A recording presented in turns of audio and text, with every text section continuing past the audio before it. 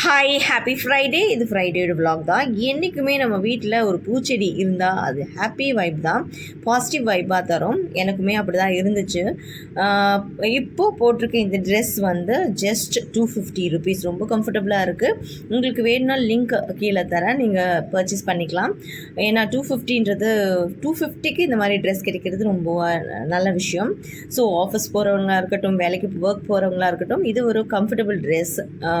So நீங்கள் தாராளமாக வாங்கிக்கலாம். 250னா நிறைய வாங்கிக்கலாம் இல்லையா? ஸோ அதனால் ஷேர் பண்ணியிருக்கேன்.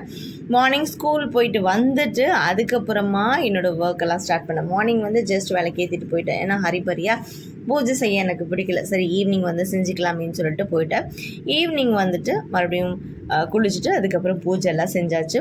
பூஜையெல்லாம் செஞ்சுட்டு பார்க்கும்போது எனக்கு அவ்வளோ ஒரு மன மகிழ்ச்சியாக இருந்தது, பாசிட்டிவ் வைப்பாக இருந்துச்சு. ஏன்னா ஒரு விநாயகர் இருந்தார். விநாயகர் நம்ம வீட்டுக்கு விநாயகர் வந்துட்டார் இல்லையா?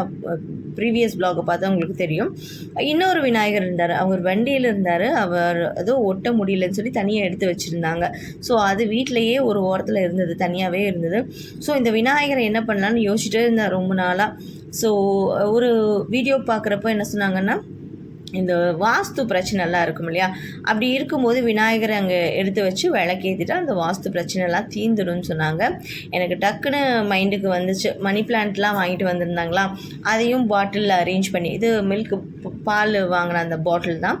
அந்த பாட்டிலில் அழகாக மணி பிளான்ட்லாம் கட் பண்ணி போட்டு அங்கே நடுவில் விநாயகரை உட்கார வச்சு, சரி நம்ம செஞ்சு பார்க்கலாமே அப்படின்னு சொல்லி விநாயகர் உட்கார வச்சு பூஜைலாம் அங்கேயும் செஞ்சாச்சு. பூ கொஞ்சமாக வாங்கிட்டு வந்திருக்காங்க. ஸோ இந்த ஐடியா இல்லை, சடன் ஐடியா அது பிளான். ஸோ அதனால் அருகம்புல் இருந்துச்சு. அந்த அருகம்புல்லை போட்டு இங்கேயும் பூஜைலாம் முடிச்சாச்சு. பார்க்குறதுக்கே ரொம்ப பாசிட்டிவ் எனர்ஜியாக இருந்துச்சு. ரொம்ப வேலைக்கு போயிட்டு களைப்பாக வீட்டுக்குள்ளே வரும்போது வீடு வந்து நமக்கு நல்லா இருக்கணும், பாசிட்டிவ் எனர்ஜியாக இருந்தால் அது ரொம்ப நல்லாயிருக்கும்.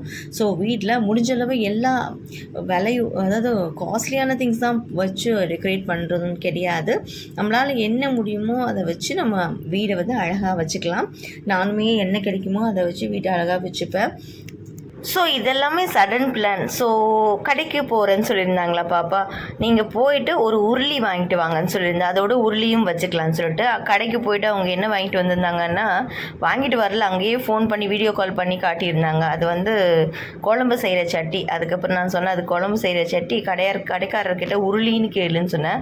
அவங்க உருளி இல்லைம்மா, இன்னொரு நாள் தான் வரும், ஸோ இப்போ அவைலபிளாக இல்லைன்னு சொல்லியிருந்தாரு.